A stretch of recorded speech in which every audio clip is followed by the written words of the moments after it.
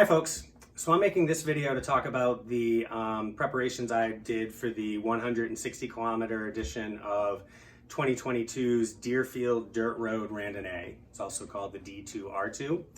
I rode it with a bunch of friends, had an awesome day, and did a lot of preparation for it in terms of riding, and then also how to get the bike ready for it, and kind of thought about how I would approach the day.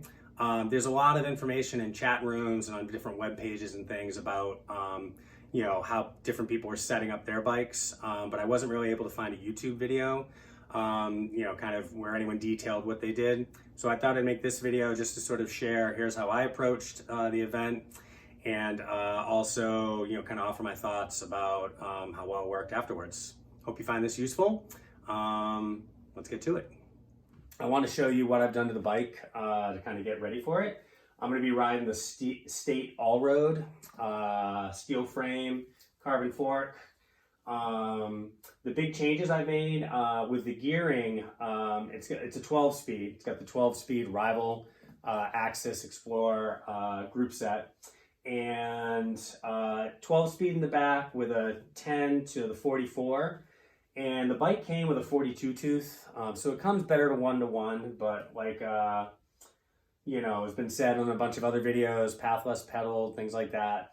The gearing's still a little heavy.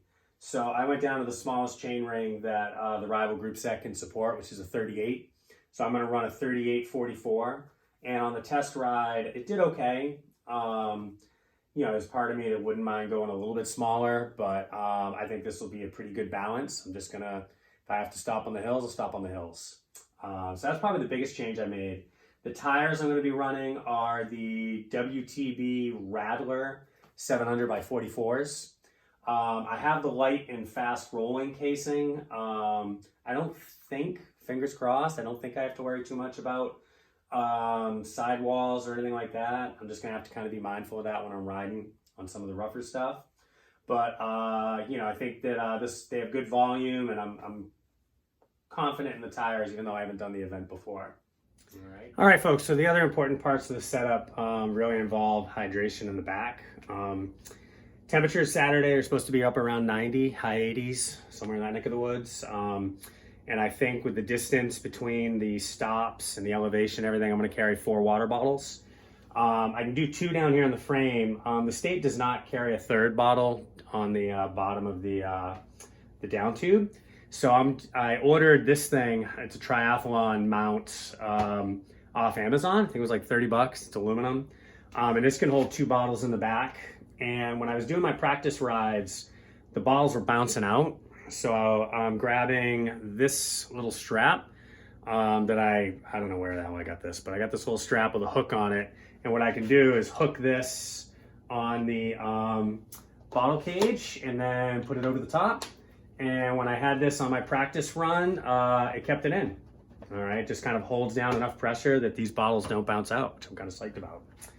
I'm also happy with this because it can hold my saddlebag. I use the Out-V Possum. I love this little thing. Even though it's kind of open air, it's really lightweight and convenient.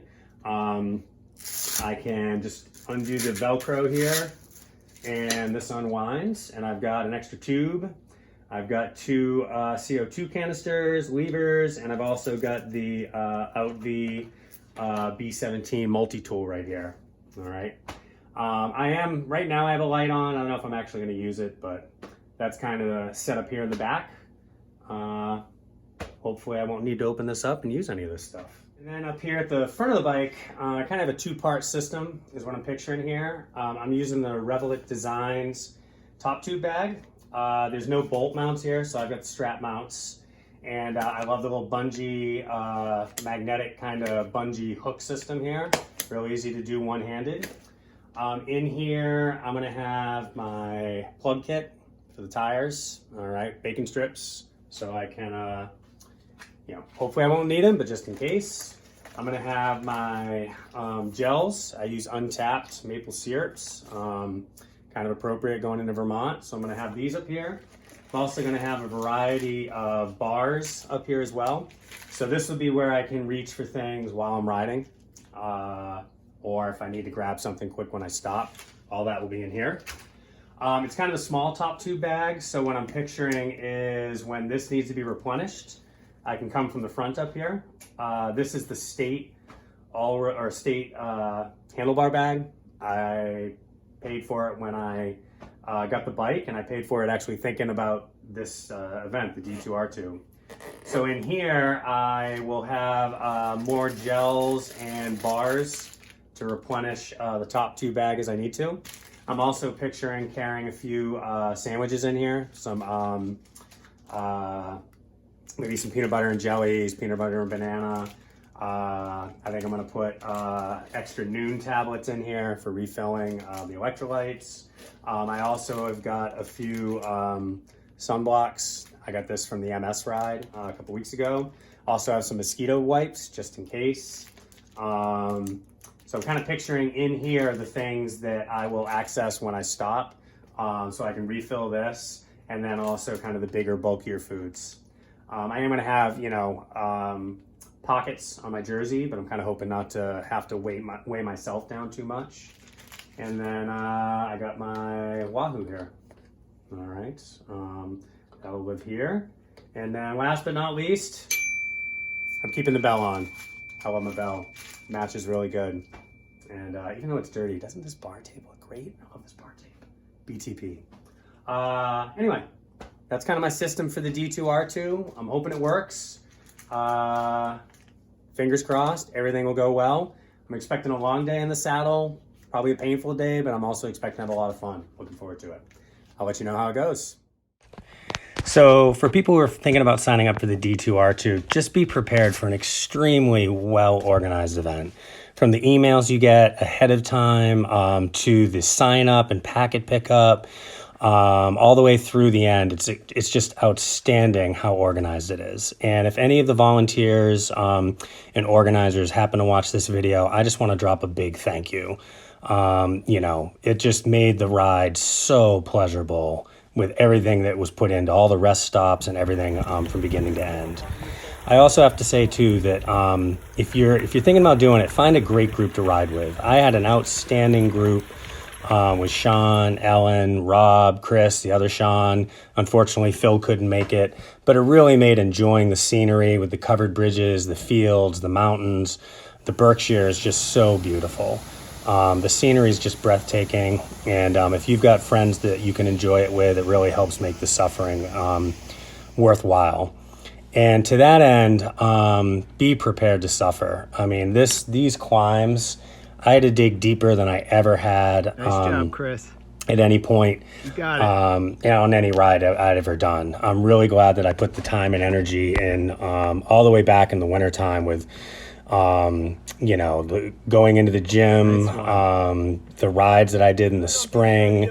I really kind of structured my whole season around preparing for this, and I needed it. I had to dig deeper into my reserves than I ever had before. There were climbs that I had to walk, but there were climbs like this one that you're seeing that I just was so like excited and happy when I got to the top, even though my face isn't showing it right now.